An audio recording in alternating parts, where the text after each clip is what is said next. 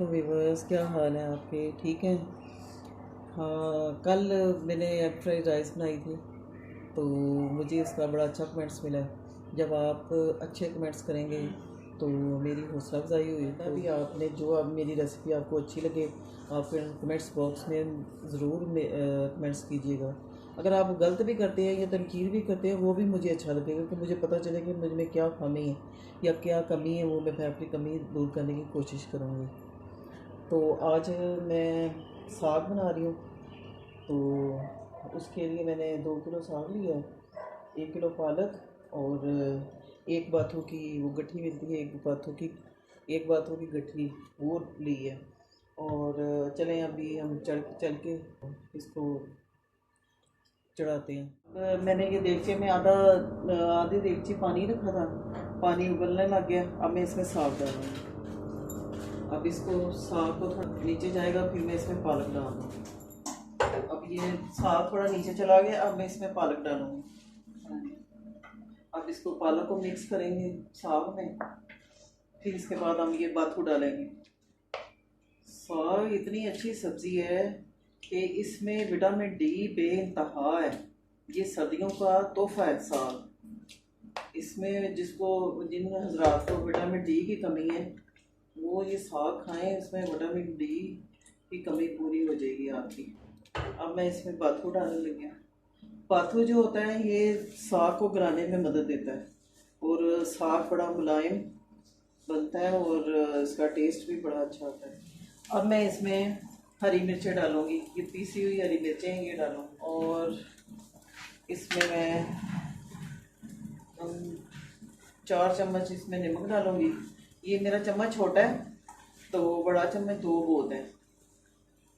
तो बाकी अब आपकी चॉइस है कि आप जितना मर्ज़ी डालें। अब मैं इसको हरी मिर्चें और नमक डाल दिया है। अब इसको पकने के लिए हम छोड़ देंगे। कम से कम ये 2 घंटा कम से कम ये लगेंगे इसको गलने में। तो अभी इसको एक उबाली आ जाए फिर मैं इसको हल्की आंच पे रख दूँगी। 1 घंटे 2 घंटे में ये पकेगा। बस हमारा साग तकरीबन गल चुका है। अभी इसमें थोड़ा सा पानी है, ये पानी आग इसकी आंच तो हमने तेज़ कर दी है तो अब इसका पानी खुश करेंगे। तो अभी मैं इसमें थोड़ी सी हल्दी डालने लगी हूँ, आधी चम्मच हल्दी डाल दी है मैंने।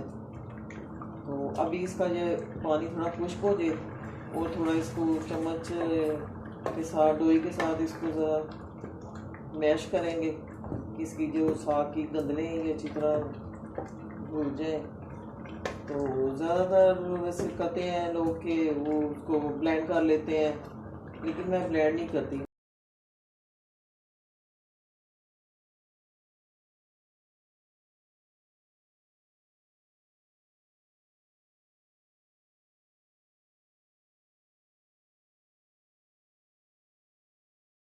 देखें व्यूअर्स, अभी मैंने ये तीन 3 चम्मच दही लिया है तो उसमें मैंने थोड़ा सा पानी डाल के तो उसको फेंट दिया, थोड़ी सी लस्सी सी बना दी है।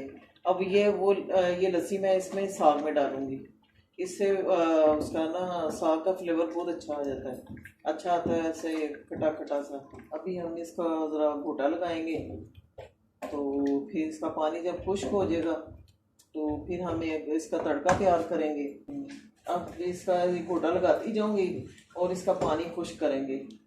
फ्लेम मैंने तेज़ कर दी है। अब हमारा साग का पानी तकरीबन खुश्क हो चुका है, ये बस थोड़ा बहुत है। अब हम इसे तड़का लगाएंगे तो फिर तड़का लगा के तो फिर हम इसको फिर पकाएंगे। थोड़ा 90% हमारा साग तैयार है तो अब हम इसका तड़का तैयार। 2 चम्मच मैंने घी डाला है, बड़े 2 गर्म हो जाए फिर हम इसमें प्याज डालेंगे। घी गर्म हो गया, अब मैं इसमें प्याज डालूँगी, प्याज फ्राई करेंगे। प्याज तकरीबन नरम हो गया, अब इसमें अदरक लहसुन की पेस्ट डालूँगी, ये 2 चम्मच अदरक लहसुन का पेस्ट।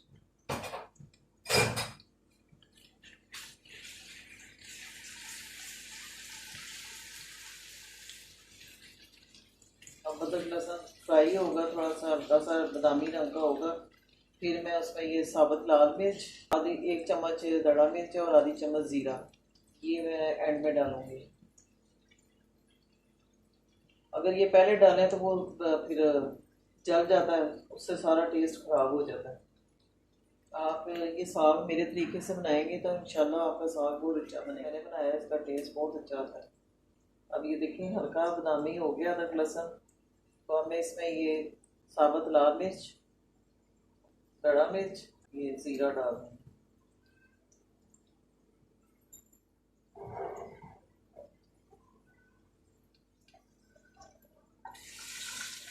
अब मैं इसका थोड़ा सा साग इसमें फ्राई पैन में डाल के इसका जो साग लगा हुआ है अदरक लहसुन वगैरह वो साग, अब हम इसको थोड़ी देर पकाएंगे। जो थोड़ा बहुत पानी रह गया था वो खुश्क हो जाएगा और साथ हमारी ये अदरक लहसुन और प्याज और दूसरी चीज़ें वो इसके साथ इसमें मिक्स हो जाए। साथ थोड़ी सी भुनाई करेंगे और हमारा मज़ेदार साग तैयार हो जाए। आप इसमें चाहे देसी घी डाल के खाएं, मक्खन डाल के खाएं, तो बड़ा अच्छा फ्लेवर आता है मक्खन से। इसको पराठों के साथ खाएं, रोटी के साथ खाएं, बहुत मज़ा आता है। लेकिन अब हम भूनते जाएंगे इसको और उसका जो हमने तड़का लगाया था वो भी साथ इसमें मिक्स हो गया और इसका बड़ा अच्छा कलर आ गया। देखिए व्यूअर्स हमारा साग तैयार हो गया है। तो अभी मैंने इसके ऊपर मक्खन डाला है। अब देखिए कितना खूबसूरत तो इसकी लुक आई है साग की। इंशाल्लाह आप इसी तरह ट्राई करना तो इंशाल्लाह आपका बहुत अच्छा साग बनेगा। अगर आपको मेरी रेसिपी पसंद आए तो कमेंट्स में ज़रूर बताइएगा। अल्लाह ताला आपको खुश रखे। अल्लाह।